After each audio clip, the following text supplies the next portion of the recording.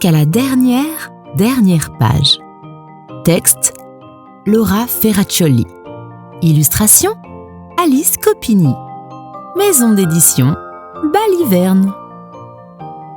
Il était une fois, il n'y a pas si longtemps, un jeune écrivain très appliqué qui ne faisait jamais de faute de grammaire et utilisait toujours les mots justes, qu'il assemblait avec style. Il restait chaque jour enfermé dans sa maison pour écrire, et l'on n'entendait jamais rien, à l'exception du cliquetis des touches de son clavier d'ordinateur. Oh, je suis épuisé. Il sortait seulement pour acheter à manger.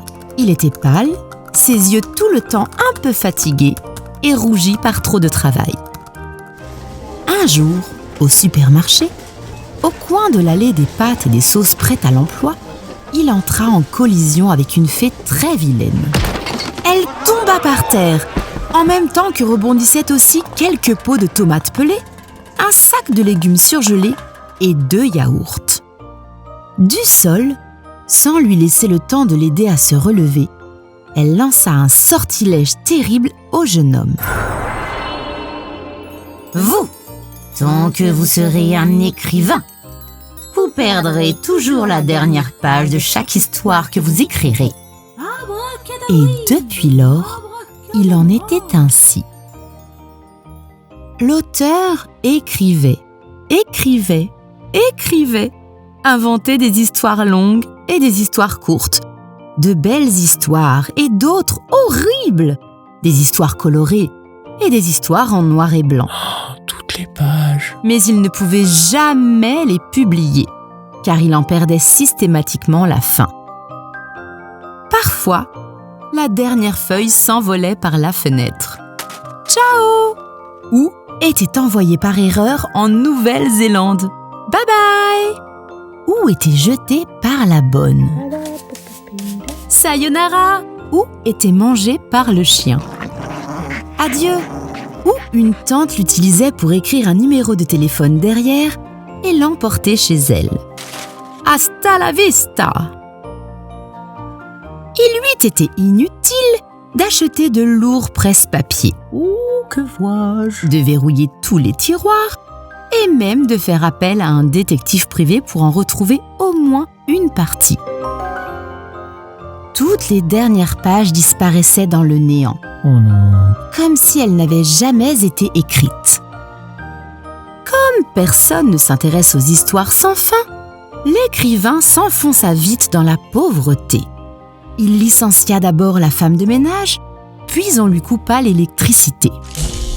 Pour payer le loyer, il dut vendre tout ce dont il disposait.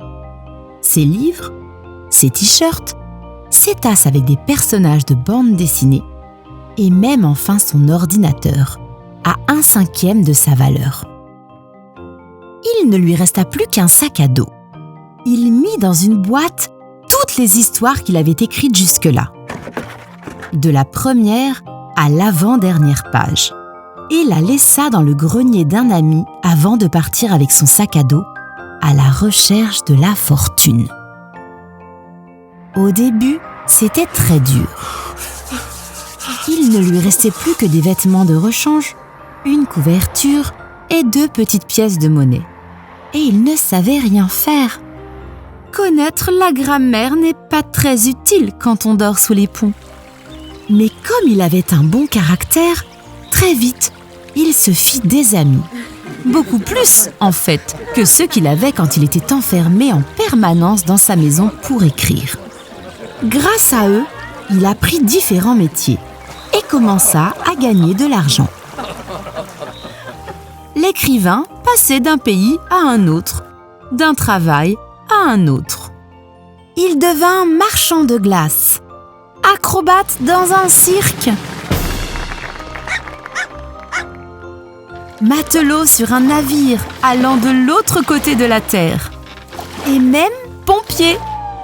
Fifi!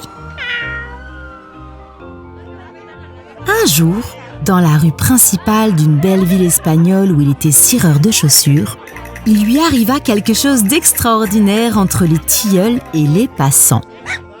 Alors qu'il se penchait pour cirer la chaussure droite d'un touriste, il vit une feuille froissée sur le sol. Oui, c'était l'une de ses pages perdues. Pour être précis, la dernière page de son premier récit. Il ramassa le papier et après l'avoir mis dans sa poche, il commença à polir la chaussure gauche en sifflant joyeusement. À partir de ce moment-là, les fins perdues continuèrent d'apparaître à quelques semaines ou quelques mois d'intervalle. En Angleterre, où il avait été engagé comme jardinier, il taillait un rosier au bord d'un étang lorsqu'il remarqua quelque chose qui flottait sur l'eau. La dernière page de sa deuxième histoire naviguait vers lui, pliée comme un bateau. Puis, en France où il effectuait des livraisons à domicile pour un boulanger, son patron enveloppa une baguette croustillante avec la dernière page de son troisième récit. Comment était-elle arrivée là, au milieu des emballages pour le pain ? Au Japon, où il courait toute la journée transportant des personnes sur des pousse-pousse, une petite fille lui offrit une grenouille en papier pliée selon l'art ancien de l'origami. Ce qui est un bon présage pour les Japonais qui entreprennent un long voyage. La feuille qu'elle avait utilisée n'était rien d'autre que la dernière page de sa quatrième histoire. Et ainsi de suite. Plus l'écrivain s'éloignait, plus il connaissait de monde et plus nombreuses étaient les dernières pages qu'il retrouvait. Il ne pensait plus trop à écrire. Il y avait tant de choses à essayer dans le monde. Mais il gardait toutes ces feuilles pour son retour à la maison. Car peu importe la longueur et le charme du voyage, on finit toujours par rentrer chez soi. Et là, il pourrait alors réunir chaque fin retrouvée à son histoire. Les années passèrent. Il avait mis de côté un bon petit bas de laine. Et lorsqu'il trouva l'amour en rencontrant une jeune fille, il décida que le moment était venu de retourner dans son pays. C'est là qu'il voulait l'emmener, se marier et fonder une famille. Il avait trouvé, sans les chercher, la fin de presque toutes les histoires qu'il avait écrites dans sa jeunesse. Il ne manquait que la dernière page. Mais cela lui importait peu. Il ne se souciait que de sa future épouse. Le jour du mariage, en plus des anciens et des nouveaux amis, des voisins, des parents et des spectateurs habituels, une dame apparut. Et elle était si brillante qu'elle semblait radioactive. Une fée, bien sûr. Et quelle fée! Elle tenait un bout de papier. La dernière page. Elle dit « Ceci est mon cadeau de mariage.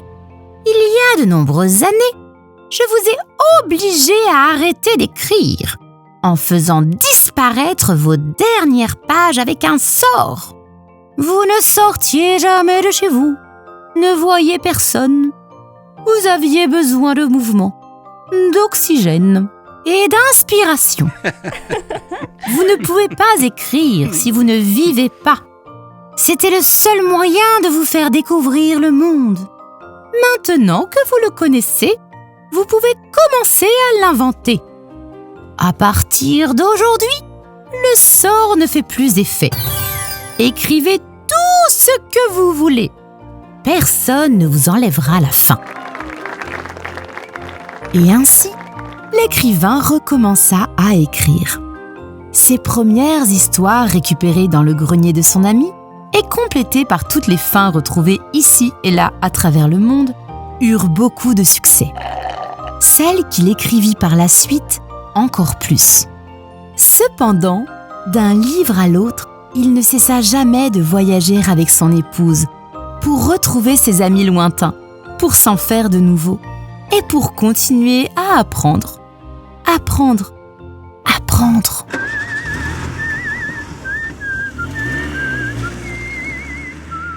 Quelle aventure a vécu cet écrivain! Et comme tu vois, je te l'ai raconté jusqu'à la dernière page. Ça fait du bien de se détendre avec des histoires. Si tu as aimé ce livre, tu as le lien pour l'acheter en dessous, dans la description. Et pour ne louper aucune histoire, tu peux t'abonner à la chaîne, activer la cloche pour être informé des nouveautés, mettre un pouce en l'air et nous écrire un joli commentaire. À très vite les amis.